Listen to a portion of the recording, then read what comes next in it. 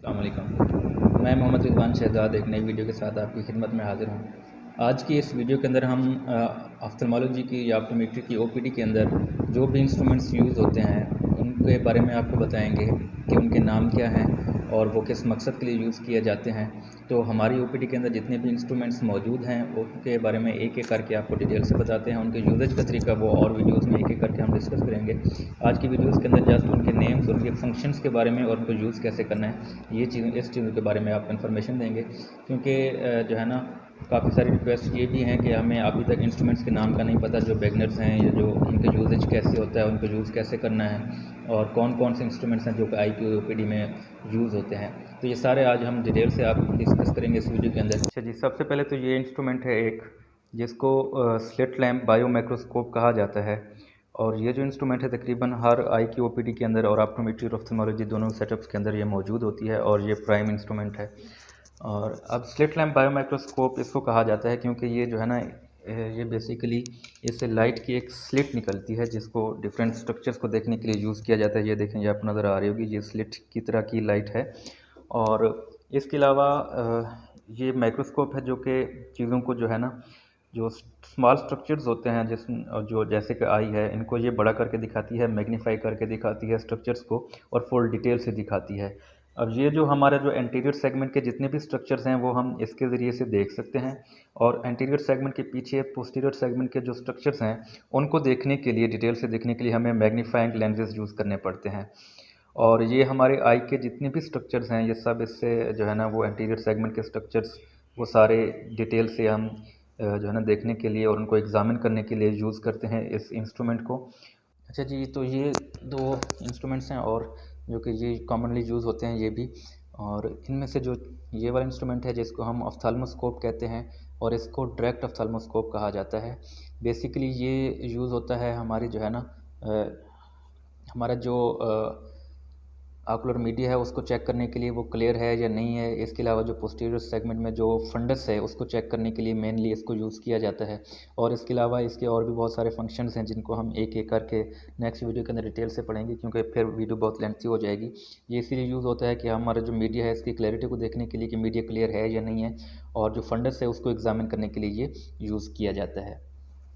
और जो दूसरा इंस्ट्रूमेंट है ये इस तरह का, इसको रेटिनोस्कोप कहा जाता है। और ये जो रेटिनोस्कोप है बेसिकली ये यूज़ होता है रिफ्रैक्शन करने के लिए, और जो जैसे ग्लासेस का नंबर निकालने के लिए ये यूज़ किया जाता है। और जो साइक्लोप्लेजिक रिफ्रैक्शन है मेनली, और ये जो है ना इसके ज़रिए से परफॉर्म की जाती है छोटे बच्चों के अंदर, और जो नॉन कोऑपरेटिव होते हैं उनके अंदर जो है ना ये यूज़ की जाती है। और ये जो है ये बेसिकली ऑब्जेक्टिव मेथड है रिफ्रैक्शन का, और इस इंस्ट्रूमेंट के ज़रिए से, रेटिनोस्कोप के ज़रिए से ये परफॉर्म की जाती है। ये जो इंस्ट्रूमेंट है एक, इसको ऑटो रिफ्रैक्टोमीटर कहा जाता है।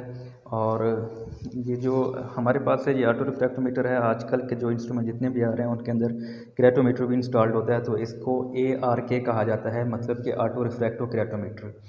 तो अब ये रिफ्रैक्टोमीटर है। रिफ्रैक्टोमीटर, मीटर का मतलब क्या होता है, मेजर करना। तो ये रिफ्रैक्टिव एरर मेजर करने के लिए यूज़ किया जाता है। और इसके ज़रिए से जो है ना हम पेशेंट की जो रिफ्रैक्टिव एरर है वो, ये सब्जेक्टिव मेथड है, और बल्कि सब्जेक्टिव नहीं, ऑब्जेक्टिव मेथड है। और इसके ज़रिए से जो है ना हम रिफ्रैक्शन का जो आइडिया लेते हैं कि पेशेंट को अगर नंबर लगना है तो कौन सा नंबर लगना है, स्फेरिकल है, और अगर सिलेंडर लगता है तो कौन से एक्सिस पे लगता है। तो ये बेसिकली एक जो है ना आइडिया लेना होता है, और ये मेनली हर ओपीडी के अंदर ये भी यूज़ किया जाता है। और इसके अंदर डिफरेंट फंक्शंस हैं। इसके ज़रिए से हम जो है ना ये ऑटो और मैनुअली दोनों तरीके से कर सकते हैं। और इसके अलावा लेटरल एलिमिनेशन के ज़रिए से हम जो डिफरेंट ओपेसिटीज़ होती हैं वो हम जो है ना इसके ज़रिए से, मीडिया के अंदर अगर कोई ओपेसिटी हो या लेंस के अंदर कोई ओपेसिटी हो तो वो हम इसके ज़रिए से मेजर कर सकते हैं। ये एक इंस्ट्रूमेंट है जिसको हम जो है ना, इसका नाम दिया गया है नॉन कॉन्टैक्ट टोनोमीटर, या नॉन कॉन्टैक्ट टोनोमीटर इसको कहा जाता है, या इसको एयर पफ टोनोमीटर कहा जाता है। अब टोनोमीटर है तो इसका मतलब क्या है कि ये इंट्राऑक्यूलर प्रेशर मेजर करने के लिए यूज़ किया जाता है। आई के अंदर जो प्रेशर होता है एक्वस ह्यूमर की वजह से, जिसको हम इंट्राऑक्यूलर प्रेशर कहते हैं, तो वो मेजर करने के लिए हम इस टोनोमीटर को यूज़ करते हैं, और इसको एयर पफ टोनोमीटर कहा जाता है। क्योंकि ये जो है ना इससे एक एयर निकलती है जो पेशेंट के कॉर्निया से जाकर टकराती है, और फिर ये रीडिंग्स लेती है और रीडिंग्स लेके हमें दिखाती है। ये जो है ना ये क्रेटोमीटर है, और ये हमारी कॉर्निया के अंदर जो रीडिंग्स होती हैं, और क्रेटोमेट्री रीडिंग्स के लिए या कॉर्निया की जो K1 और K2 उसको मेजर करने के लिए ये यूज़ किया जाता है। और इसका यूजेज भी आपको नेक्स्ट वीडियो के अंदर जो है ना इंशाल्लाह ये डिटेल से बताएंगे और कैसे यूज़ करना है इसको। ये जो इंस्ट्रूमेंट है इसको हम कहते हैं एंटी जैग लेज़र, और ये जो है ना ये डिफरेंट आई के अंदर ऑफ्थल्मोलॉजी के अंदर डिफरेंट सेटिंग्स के अंदर यूज़ की जाती है। और आफ्टर कैटरेक्ट जो बनता है या जो कैटरेक्ट की जब हम सर्जरी करते हैं सफ़ेद मोती की, तो उसके कुछ टाइम बाद जो हम जब बेसिकली सर्जरी करते हैं तो कैटरेक्ट का, क्योंकि हम पूरा कैटरेक्ट या पूरा लेंस नहीं निकालते, जो पोस्टीरियर कैप्सूल होता है उसको रहने देते हैं, तो कुछ अरसे के बाद उस पोस्टीरियर कैप्सूल पर भी ओपेसिटी आ जाती है, वो भी ओपैक हो जाता है। तो उसको अब जो है ना वो साफ़ करने के लिए पूरी सर्जरी परफॉर्म नहीं की जाती, बल्कि होल किया जाता है ताकि विजुअल एक्सेस क्लियर हो जाए। तो वो जो होल होता है वो इस लेज़र के ज़रिए से किया जाता है, और उस प्रोसेस को एंटी जैग लेज़र कैप्सुलोटोमी कहते हैं, और इस इंस्ट्रूमेंट को एंटी जैग लेज़र कहा जाता है। और इसके अलावा जो ग्लूकोमा होता है, जो एंगल क्लोजर ग्लूकोमा होता है, उसके अंदर एरोडोटोमी परफॉर्म करने के लिए भी इस लेज़र को यूज़ किया जाता है। ये जो इंस्ट्रूमेंट है इसको जो है ना वो ये भी एक ऑफ्थाल्मोस्कोप है, और इसको इनडायरेक्ट ऑफ्थाल्मोस्कोप कहा जाता है। ये बेसिकली चिल्ड्रंस के अंदर जो हम डायरेक्ट ऑफ्थाल्मोस्कोप जो होती है ना, ये हमें सेंट्रल पार्ट का जो एक लिमिटेड जो रेटिना है उसका हमें व्यू देती है, लिमिटेड फंडस का, और बाकी जो पेरिफेरल रेटिना होता है उसको देखने के लिए हम ये इंस्ट्रूमेंट यूज़ करते हैं। और इसके साथ ये देखने के लिए इसके साथ एक जो लेंस होता है और वो भी यूज़ होता है, मैग्नीफाइंग लेंस, ये 20 डायोप्टर का 20D का लेंस यूज़ किया जाता है। तो ये बेसिकली इस मकसद के लिए इसके अंदर देखें ये लेंस दिया गया है, और जिसको हम क्या कहते हैं 20D लेंस कहा जाता है, और इसके अंदर जो लेंस दिया है उन्होंने वो 28 डायोप्टर का दिया हुआ है। और ये जो इंस्ट्रूमेंट है ये ए स्कैन इसको कहा जाता है, इसका नाम ये पैक स्कैन है, और ये ए स्कैन इसको कहा जाता है। बेसिकली इसमें हम क्या करते हैं, जो कैटरेक्ट के लिए जो लेंस हमने डालना होता है सफ़ेद मोती के बाद जो लेंस डालना होता है हमने, तो उसका एक नंबर होता है। बेसिकली वो नंबर कैलकुलेट करने के लिए हम ये मेथड यूज़ करते हैं। इसको ए स्कैन कहा जाता है, और इसके ज़रिए से हम जो है ना वो या इसको बायोमेट्री भी कहा जाता है। तो ए स्कैन बायोमेट्री इसका पूरा नाम है, और इसको ए स्कैन बायोमीटर कहा जाता है, जिसके ज़रिए से हम जो इंट्राक्युलर लेंस होता है उसका नंबर निकालते हैं। ऑटोमेट्री सेटिंग्स के अंदर इस तरह का एक बॉक्स होता है जिसके अंदर डिफरेंट लेंसेज होते हैं, और लेंसेज के अलावा एक्सेसरीज होते हैं। ये बेसिकली किस लिए हम यूज़ करते हैं, ये सब्जेक्टिव रिफ्रैक्शन करने के लिए यूज़ करते हैं, पेशेंट का नंबर निकालने के लिए, और इसके ज़रिए से हम ट्रायल एंड एरर मेथड जो होता है रिफ्रैक्शन का वो हम परफॉर्म करते हैं। इसके अंदर डिफरेंट लेंसेज जो ऑटो रिफ्रैक्टोमीटर से नंबर निकलता है वो हम पेशेंट के ज़रिए से जो है ना पेशेंट के ऊपर ये लेंस लगाकर उसके ज़रिए से चेक करते हैं कि पेशेंट को कौन सा नंबर सूट कर रहा है, और उसकी विजन जो है ना वो कौन से लेंसेज के ज़रिए से बेटर हो रही है।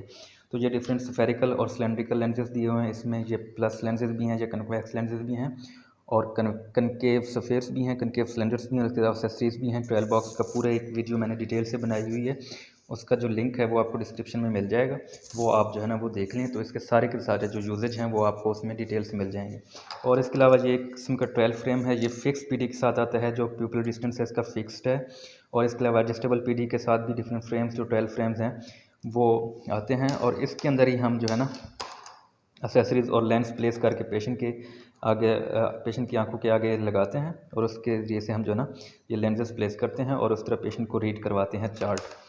किस्म का चार्ट होता है जो कि हर जो है ना ऑप्टोमेट्रिस्ट का या ऑप्थेल्मोलॉजिस्ट के रूम में लगा होता है, और इसके ज़रिए से हम क्या करते हैं, पेशेंट की जो विजन होती है वो हम चेक करते हैं कि पेशेंट की विजन कितनी है और पेशेंट की विजुअल एक्यूटी कितनी है। तो हम उसका स्टेटस का चेक करने के लिए एक चार्ट यूज़ करते हैं जिसको स्नेलन चार्ट कहा जाता है। ये जो चार्ट है ये स्नेलन चार्ट है, जिसके ऊपर डिफरेंट नोटेशंस लिखे हुए हैं। इसकी भी वीडियो मैंने बनाई हुई है, वो डिटेल से आपको जो है ना वो आप देख सकते हैं।